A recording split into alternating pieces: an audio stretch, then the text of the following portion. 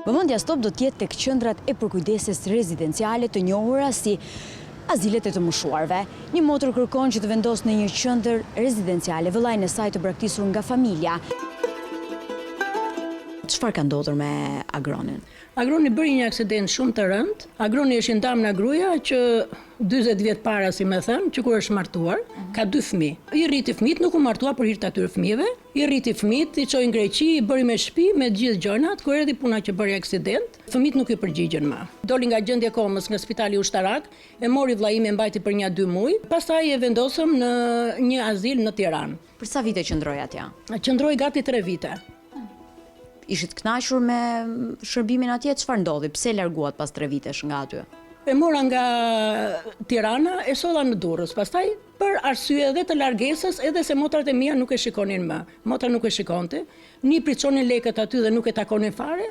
Dhe ai kishte ndikuar në gjendjen emocionale të tij? Patjetër, ishte i mbarum, do kishte vdek deri tash. Në Durrës në 10 tetor 2024. Ku vendos? U vendos te shtëpia Roko, që ka këtu në Durrës, për momentin 2 muajt e para shumë mirë, me thënë drejt. Pastaj filloi që ai ishte dhe Papanolin, si me thënë, donte me shku në banjë, këto se çonin, u rrëzu vllai aty, herën e parë nuk fola. Por herë të dytë u rrëzu shumë keq, saqë më lanë në karrocë me rrota. E thash të bi doktor, nuk pranuan se ne kemi doktorët tanë dhe vllai do ngrihet në kam. Nuk është që sa të rrihet mishi, pritë të rrihet mishi 1 muaj, 2 muaj, 3 muaj, 5 muaj, 9 muaj, mishi nuk u rri ndonjëherë. I kam parë vetë me sytë e mi ç'a ndodhte aty mrena, edhe kjo dhe që ndodhi edhe vllai tim që u rrëzu, apo i rrëzun, nuk e di, pash skena të papame, sa që thash atë ma vrasin fare më mirë po e marrën në shtëpi. Çfarë pe? Pash që aty një nga këta që ishin të smurët, rezident, në ta kapaj burri tjetër aty, punëtori aty nuk e kapte me dorë, o do ta vrisin o s'ka. Jam habitur, nuk kam çfarë thema. Zonja Trëndelina pretendon që në qendrën rezidenciale në Durrës vllai i saj është keq trajtuar, është rrëzuar, nuk ka marrë shërbimin e premtuar. Nëpërmjet kamerës së fsheht ne i drejtohemi kësaj qendre në Durrës, ku në fakt kërkojmë të dimë më shumë në lidhje me sigurinë e të moshuarve që vendosen në këtë qendër, për kujdesin shëndetësore, kamerat e sigurisë nëse janë funksionale apo jo. Thjesht na duhet fledalja.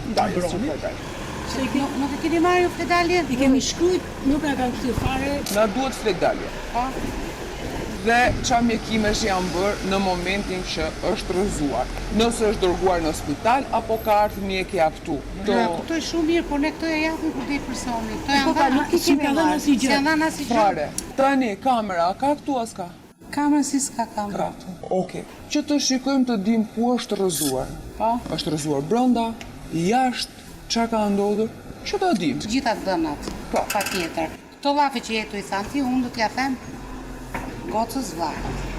Sa ajo i man gjithë këto që po mi kërkon. Do të thënë ke thënë Romirës ti këto. Patjetër, kemi shkuar me sardë dhe ma ka lënë sil. Ta ka lënë sil? Okej. Në rregull, unë do ta sinjalizoj. Për fat të keq nuk u takua me administratoren pasi nuk gjendet në ambientet e këtij azili. Por nga ana tjetër, në qendrën kombëtare të biznesit kontrolluam niptin e këtij biznesi, ku duhet thënë që fusha veprimtarisë lidhet me agjencinë funerale më shumë se sa me një qendër të përkujdeses rezidenciale. Zhvendoset zoti Agron nga e motra në një qendër rezidenciale në Tiranë, ku duket situata përmirësohet, por nuk zgjat shumë pasi sërish kemi një zhvendosje tjetër. Dhe në finale, në fund të dhjetorit të vitit 2025, Agroni përfundon në shtëpinë e të motrës, zonja Trëndelina. U detyrova gjetëm një azil në Tiranë ose shtëpi pleqësh, si i thuhet, pa njoftur fare dhe isha shumë e kënaqur. Shumë e kënaqur. Ajo ishte psikologe vetë dhe me të vërtetë kishte qenë në spital, një grua e nderuar, por më shumë më bën përshtypje aty punëtorët. Punëtorët më duket sikur i njihsha prej shumë kohësh. 5 punëtorë s'kisha parë me në vend, 5 punëtorë, 7 punëtorë me të ngritë kështu. Edhe sinqerisht nuk kisha parë. Po pse largove që aty? Nuk kisha parë. E largova që aty sepse më doli në skenë një azil tjetër që për pagesën, sepse i kisha vetëm unë me burrin tim, ne kemi 270.000 lekë pension. E unë s'ja dal dot, me fjalë, se duhet pagoj unë 400.000 lekë që t'ja shlyej me 700. E largova për arsye se më doli një tjetër dhe tha që unë ta marr me 500. Vetëm kjo më bëri që ta largoj. E çova atje.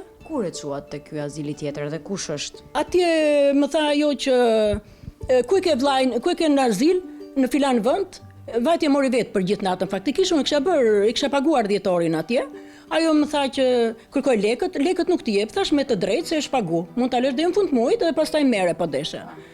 Kjo tha, atëherë tha, mi që ti ke te aja e zilit, e di unë si jam punët aty, se unë nuk disha, se unë si jam Tiranë se ti marrë vesh këto gjëra. Edhe vjen për gjithë natën e merr kjo vllajin tim. Aty më thotë do ta mbaj unë 2 javë pa lek. Ndërkohë te ky azil i fundit juve e bët pagesën për muajin janar 2026, që s'kishte ardhur ende. Po, kështu e lam. Vetëm pagesa që kur erdhi puna, kushtet nuk ishin fare. Shkova pastaj më thon aty që jo e kemi gjetur lakuriç në mbërdhet, ai ishte nxirr, ishte vrarë, ishte sakatuar dhe vetëm u bë dhe me mec aty, që si ishte me mec, ai fliste, e din gjithë. Kërkova takim me pronare, nuk më erdhi dhe që nga ajo ditë unë e kam parë pronaren vetëm kur e kam çu vllajin aty. Asnjë ditë nuk është paraqitur aty. Jo, lekët e janarit s'mi ktheu. Ai si ashtu kam, kurse ngritet doktoresh Maja atë, se ngrin dot njëri. Ktheu në motra. Shifti që ai është bërë andej këtit në shumë vende këtej që ka 2 javë u ashu një çik mishi, se ishte fare. Është djegur, Jo, atje kur kanë zhvesh lakuriç te kjo e fundit. Atje u bë kështu se kishte të doktoresh Maja. Kjo më është bërë në fund. Edhe që kur e zhveshën, ky tani nuk rrit dot as zbuluar se ka siklet. Qendra rezidenciale Ismail Bey Vlora, e pozicionuar në zonën e Saukut në kryeqytet, ka marrë pagesën prej 500.000 lekë të vjetra për muajin janar 2026, por nga ana tjetër, Agroni është në banesën e të motrës prej dhjetorit të vitit 2025. Sa ditë ka netur vllai jot? Ktu do t'i paguaj. Emri si azil, si e ka? Vetëm ti ja thërish? I ka hequr nga puna. Lind pyetja nëse kjo pagesë duhet të kthehet tek zonja Trëndelina apo jo. Patëm një komunikim me zonjën Agetina Hidërshaj. Të marrësh 208.000 lekë me 13 ditë që nuk ka qenë, 17 ditë nuk e shas më paguar. Po që i ke thënë që për dhjetorin do e mbash ti pa pagesë? Po, unë ja kam thënë dhjetorin, në qoftë se ti do funksionoje në janar, që pronaresh avokati një shumë i ligjet. Mua letrat këto që më kanë ardhur i kam bërë gati dhe pjesa që i takon më dërgoni numrin e llogarisë që nis në bank. Kaq.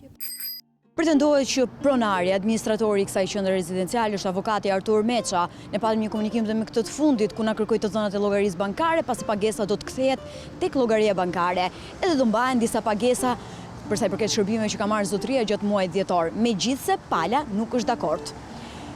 Ja kemi dërguar të dhënat e llogarisë, por deri më sot nuk është bërë asnjë transaksion.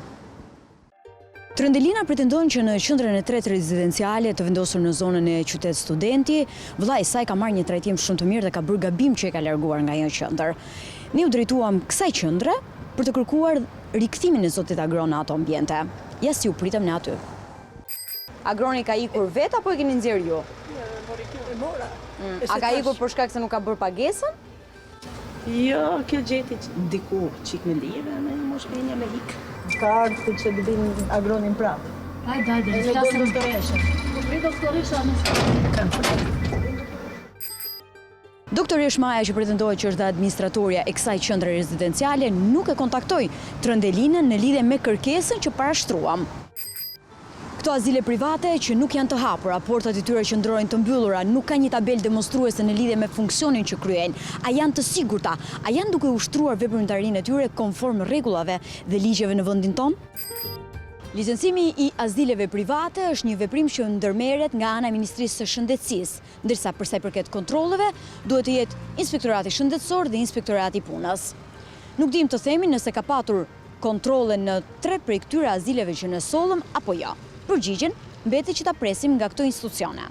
E duke kthyer vëmendjen te kërkesa zonjës Trëndelina në lidhje me akomodimin e Agronit në një qendër rezidenciale, tashmë stop është vënë në kontakt me institucione shtetërore dhe po ndërmerren masat dhe hapat e mëtejshëm për të bërë akomodimin sa më të shpejt të zotit Agron në një qendër rezidenciale shtetërore.